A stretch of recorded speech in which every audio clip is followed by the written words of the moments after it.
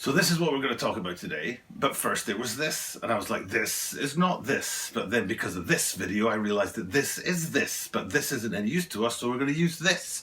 What? Basically, it's taken me a while to put this video together, and I've been looking at this shoe for about, I'm going to say 2 weeks now, waiting for the opportune moment to drop that video. I always like my videos to be about 2 weeks or 10 days before the drop date, and here we are, round about that time. Or are we? Because I got a heck of a shock today when I actually went to a Japanese sneaker website to research this shoe, and they were saying that it's dropping on March the 19th, and I'm like, whoa, what happened to March the 31st? So all of a sudden the whole thing's been shifted forward for the Japanese drop date, but it's the Nike Air Max 95 Japan, so maybe then it's an early drop date here in Japan, and overseas it will be March 30th, I think it is actually, not the 31st. So there's been a whole lot of confusion about the drop dates, which shoes, what that first shoe was that we had a look at, and then what shoes we got in today, and then on top of all of that, a whole hint at removable uppers. So there's a lot to get into and a lot to take a look at, even when it comes down to the name, because in Japan they're calling it something different. But what you probably know it as is the shoe that we're looking at today, the Nike Air Max 95 Japan. This is the Tokyo Butter 23 Sneaker channel. Talking about 23 Sneaker channel days. Manage upside all day, manage me to go aside. Every single day I bring content from upcoming releases, content from Tokyo, Japan about upcoming releases, and I always leave those little mistakes in. So yeah, it's always about sneakers, sneaker reviews, sneaker news, upcoming sneaker releases, and this one's been on the spotlight for a while. I'll bring you back to the Air Max 90s. The first one was the Fami Mart, the Fami Chicken Mart, Swish Marts they were called, and we'll come into that later today as well.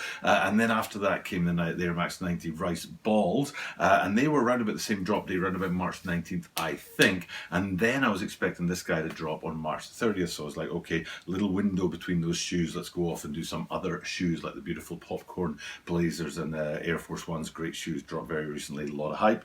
And then I'd come back to this shoe, but then, like I said, today I had a look at Sneaker Dunk, which is a great Japanese site to get your sneaker news. There aren't that many here in Japan. It's a big sneaker culture, but it's very it's a powerful sneaker culture, but it's kind of small. It's not quite gotten as big as overseas, which is one of the reasons why I think it'll boom, especially with the YouTube age coming to fruition here in Japan. So you know, the drop date all over the place. The shoe itself, it says on the Japanese website Sneaker Dunk, like I said, that this is called the Swoosh Mart. But those Air Max 90s, the yellow and white ones, are what I know as the Swoosh Mart or the Family Chicken. And then, so these guys, I know them today as being the Nike Air Max 95 Japan. So I'm kind of confused as to which name it is on the shoe. But you know what? We've talked about this before a lot, that the name doesn't actually matter. What we need to do is actually look at the shoe. Look at the shoe's details and decide whether we like it or not. And unfortunately, I realized as I was talking that I didn't bring out my own pair of Air Max 95, but they're called the Mount Fuji. It's a great shoe. It'll be behind me here right now, but it would have been great to show you that guy, because there's two great features for Japan on there. One is up on the tongue, it has a picture of Mount Fuji, and where it says Air Max, the I in air, the little dot, looks like a red sun for the land of the rising sun. And then you flip those guys upside down, and on the outsole it says Tokyo in Japanese, not in English. That's another feature on them. It says just do it in Japanese up at the top lace eyelet area there. So I should be showing you that instead of just showing you that, but that's my mistake. So there's an Air Max 95 Mount Fuji. Here's an Air Max 95 Japan. And what this one's all about is tons of like hits of English and Japanese, which is basically from print media. And what we're talking about is things like magazines and newspapers and things like that, leaflets, pamphlets, that kind of stuff. So all through the upper, and I am not going through this bit by bit to show you the places where it comes in, but all through the upper you'll see both languages kicking off in there. But the one place I will just quickly zoom in on is on one of the lateral sides at the top of the ankle. You can see a whole heap of Japanese going on there. So something like Sekai Kara, I think it says, which is from the world, but I don't know what the rest of it says in there, because it's so little snippets and not full parts of the shoe. So that's the background of the shoe. That's what's going on with it. That's my knowledge of it. I have 3 drop dates for it. March the 19th on the Japanese website, March the 30th on I think it's is it Sneaker Bar Detroit? I think it said March the 30th. And then, oh no, it might have been Soul Supplier said March 30th. And then Sneaker Bar Detroit and Sneaker News said March 2021. So not sure when the drop date's coming. Haven't seen it on the Sneakers app yet, but just keep your eyes peeled. And then back to that shoe, actually, before we get anywhere, we'll look at this shoe here. Originally, I thought that this was the shoe. And then when I saw the updated pictures of the official release pictures, I was like, oh, okay, that's a different shoe. But then it turned out there's something going on with the removable upper. I can give you a hint, but I can't give you 100%. And what I'm talking about is I'll show you a close-up of the toe box here, and you won't realize it maybe yet, but that toe box is actually encased in a kind of translucent, I would say it's like a plastic. It feels like a plastic, a bit like the Air Max 1 clot Kiss of Death. Now that I remember it, hopefully I'm showing you that here with the toe box that was completely translucent. Beautiful shoe, dropped very recently, big hype on that one.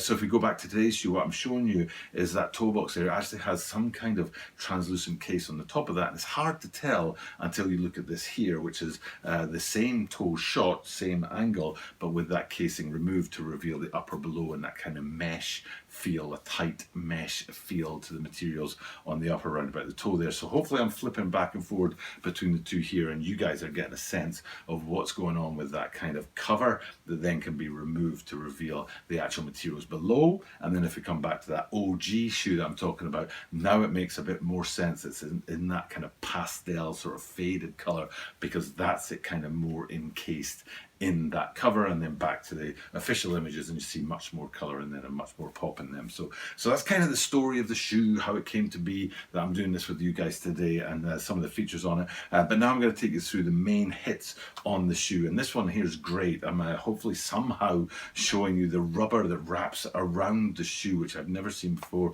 on an Air Max 95. If there are other places, hit us up with a comment down below, because we need to know that. We need to know that. But I've never seen this rubber surround on an Air Max 95 before. Two things about it. One is it goes under in one place across the front edge of the outsole. So let's have a quick look at that outsole, which is mostly in white, but right in the middle in that classic Air Max 95 sort of elongated panel there, you see the Volt yellow, and in there some details about the specs of the shoe, especially to do with the pounds per square inch of air pressure in the air units. But most importantly is that front area there where you see that black line running through there. It's not a black line in the outsole, it's the rubber strap that's actually running through the groove in the outsole. So that's part one, but part two is this right here. I don't know if you can read it. Am I zooming in on it well enough? Have I given you enough time to check it out? What it says is remove before use. Very interesting. So here's a picture, and you can see that that rubber is actually taken off and not as tight and sort of hugging the shoe, because you can remove it before use and take it off. I don't know what its purpose is. Don't know what function it serves. Don't know if you can wear it with the shoe or if you have to take it off because it will fall apart in seconds. I have no idea about that kind of stuff. All I can tell you is I've never seen it on a shoe before, and I think it's kind of cool. So that's one of the major details on the shoe. And then another detail is on the midsole. If we have a little panel on the midsole, you'll see the classic Air Max 95 air units at the front. There's always two, and as you travel back towards the heel section, there's one. And looking at those two together on this shoe, you can see it's yellow in the front two and orange in the back one, which is a great little hit on the shoe that I hadn't really picked up on until I got looking into the shoe in a bit more detail. And that kind of balances out the tongue ever so slightly, because the tongue is one place that's very sort of consistent. All the other parts of the shoe are just this sort of mirage, this collage of lots of different hits, and then up in the tongue there you've got that simple piece of branding that's very clearly saying Air Max, and it matches those colours in the midsole air units from down below. So I think that's pretty much everything there is on this shoe. I did this yesterday. I was talking about the question mid Candylands, and I'd forgotten to talk about the hang tag that hangs off of those guys, and I remembered it right at the last minute. So hopefully I haven't forgotten too much in this video. And I've given you an impression of the shoe and given you an idea of what's going on in there, and all the details to look for on it. So you know what I could leave you with is a 3M. I remember there was some 3M pictures of this that gave you an idea, and I think I took the lateral side, which shows you the 3M of the lacing system. What it doesn't show you is the 3M of the laces themselves. So hits a 3M on this shoe. Great place to finish it up and bring you back to the full shoe, and hopefully I've explained what I tried to explain well enough for you guys out there, and you've got that sense, especially of that kind of cover that encases the shoe and can be taken off. Now that's my interpretation. I'd love to know if there's a place to find out more details about this shoe that can confirm what I'm saying, because this is my take on it, but I'm not working for Nike and I don't have an official line in there. If somebody does and they can say, you know what, actually what that is this, definitely tell us in the comments down below. We would all truly appreciate it. For now though, time for me to sign off and just finish up this video for today, and just remind you that I do this every single day, Monday through Sunday, every single day, 7 p.m. Japan time, bang, there's a video about sneakers, and today it's all about that Air Max 95 Tokyo, but what they're calling here the Air Max 95 Swish Mart. So interesting to see when the drop date will come, what the name of these guys will be, and what's going to be going on with that upper on them. But for now, it's time to just sign off. Thank you guys for checking out the content, and I'll remind you that I do this every single day, and that means that you are guaranteed to see me tomorrow.